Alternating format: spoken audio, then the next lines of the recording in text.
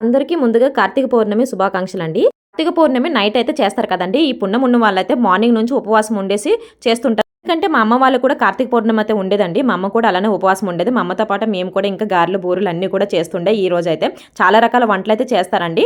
And తర్వాత ఈ రోజు వచ్చేసి గురునానక్ జయంతి కూడా. అందువల్ల పిల్లలు కూడా సెలవనమాట ఈరోజు. లేదంటే ఇంకా నార్మల్‌గా కార్తీక పౌర్ణమి ఉండదు, ఏ సంక్రాంతి ఉండదు, ఏముండదు. అండ్ ఇంకా స్కూల్స్ అయితే కంపల్సరీ ఉంటాయన్నమాట. ఎందుకంటే ఇక్కడ తెలీదు కదా మన తెలుగు పండగలు కూడా.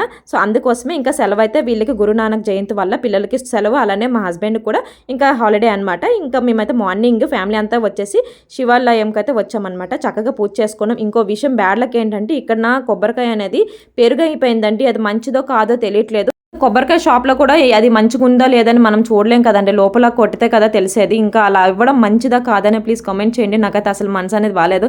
ఏదైనా మనం కావాలని అయితే చేయలేం కదండీ. సో, ఇక్కడ నేను కట్టుకునే శారీ చాలా బాగుందండి. తప్పకుండా ట్రై చేయండి. 300లో ఇక్కడ ట్యాగ్ చేశాను.